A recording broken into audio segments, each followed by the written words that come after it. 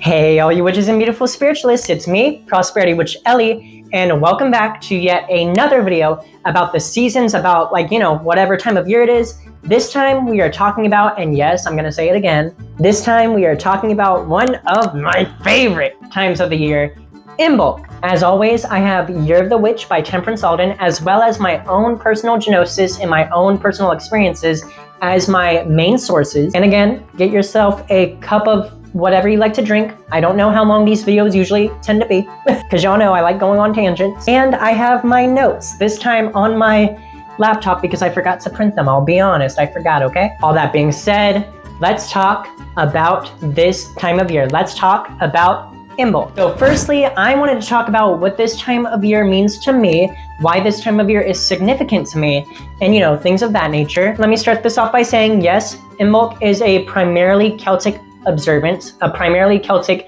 observed holiday, ritual day, festival, whatever you want to call it. But as most of y'all know, my practice did start off heavily Celtically influenced. That is a hard to say little thing. Hopefully y'all got what I was trying to say. To me, Imbolc is all about the hearth, the home, being here, because it is the in-between of the winter solstice and the spring equinox. To me, it is also the time of year where you get to see nature really peeking out and coming out of its hibernation, coming out of its long and dormant slumber, and start getting ready for the livelihood of the next parts of the year. But yeah, so Imbolc, it's important to me because honestly, when I started down my witchcraft journey, when I started down my path that I'm on now, Imbolc was the very first observance that I've ever actually acknowledged. And because of that, y'all know I'm sentimental. Because of that, I was like, all right, I'm keeping this. I'm going to adapt it to the best of my ability anytime and every time my path changes to fit my needs as they are. All right, now let's get down to the nitty gritty. So what is Imbolc? So Imbolc, in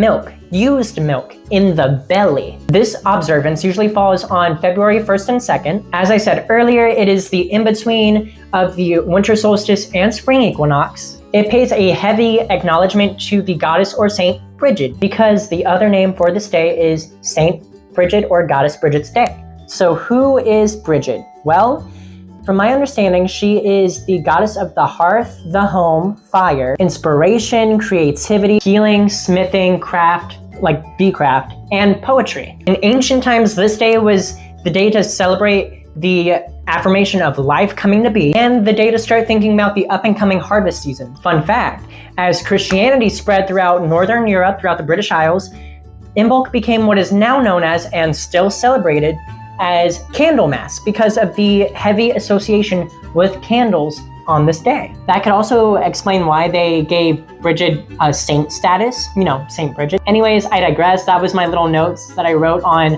what Imbolc actually is and the brief history behind it.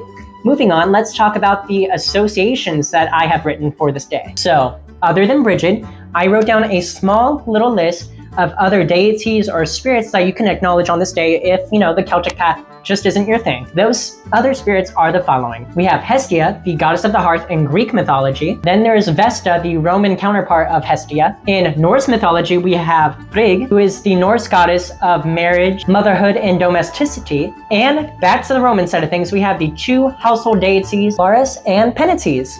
Keep in mind, I might have butchered both of those names. I might have butchered all of these names if I'm honest, and I'm sorry if I did. Point being, those are other deities, other spirits that you can choose to acknowledge around this time of year if you want to. Okay, so moving on to the next part of my list of associations, I wrote down a list of foods and beverages associated with this time of year. So we have your baked goods. So think like breads, desserts, cakes, Because we are still in the ending phase of winter and beginning phase of spring, I have winter vegetables as part of this list. And to end this list, we have your butters, your milks, your creams, dairies. Think dairy foods, think dairy products. Because I've always been told that dairy is a really good thing to have around this time of year. And lamb. Oh my God, I love lamb. Oh, I think I know what I want for dinner now. I want lamb. Okay, enough with the associations and the historical backgrounds.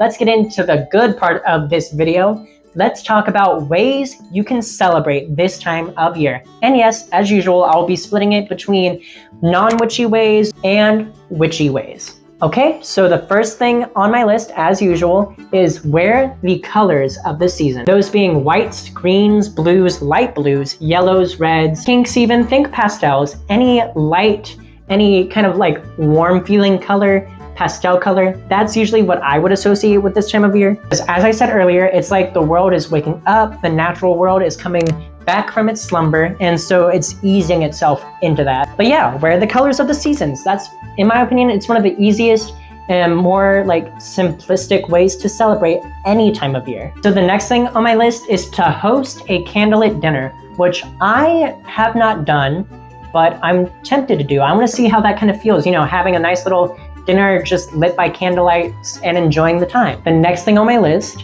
is to get out in nature, unless it's cold. It's very cold, at least in my area right now. We're going through like a winter storm kind of thing. I'm not going outside, I'm staying in. But when it warms up, then I'll go outside. Then I'll enjoy nature around me, okay? But yes, in a normal circumstance, go out in nature, greet the world around you, let it know that like you're acknowledging it coming back to life. I think I'm really starting to prove how much of a nature boy and tree hugger I am.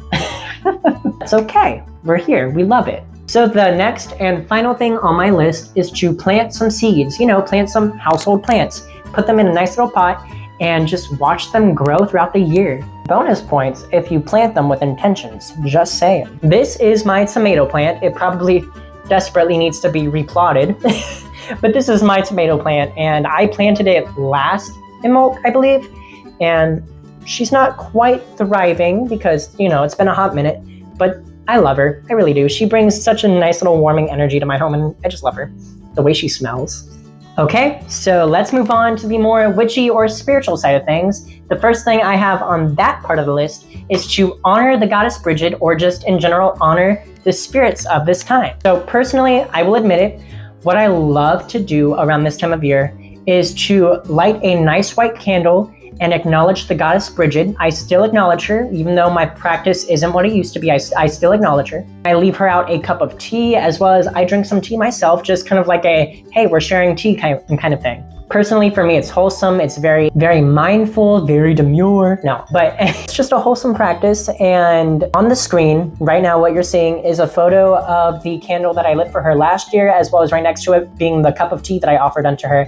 And with that, I paired a really nice road opener spell, because I also firmly believe that this time of year is a really good time for new opportunities, new growth and whatnot.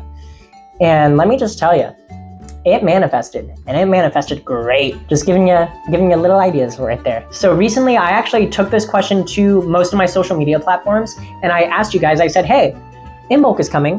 What do you guys like doing, if you guys like doing anything? And I got this comment in particular from, I believe their name is Cody.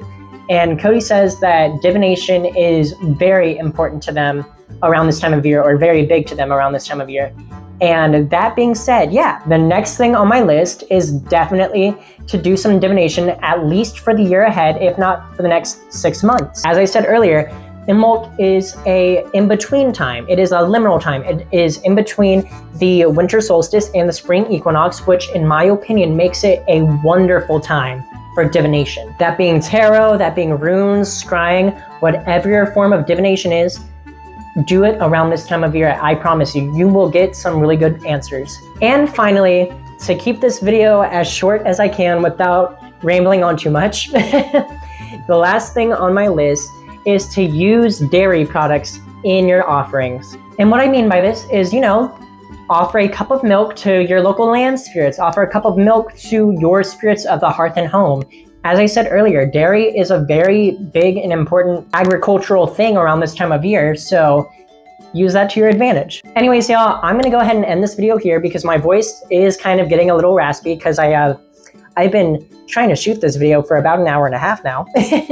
Anyway, I hope I gave you some wonderful ideas for how to celebrate and acknowledge this day, or if you already had some that I didn't mention, leave them down below. Let's talk about it. Let's talk about how each and every one of us celebrate, observe, and acknowledge this day. If you do. If you don't, then I just hope it's a wonderful season for you nonetheless. Anyways, I love you all, so I'm gonna go ahead and go. If you enjoyed this video, leave a like, comment, share, and subscribe for more in the future. As always, make wise choices, make delicious pizza, and I will see you all in the next one. Mwah! Bye!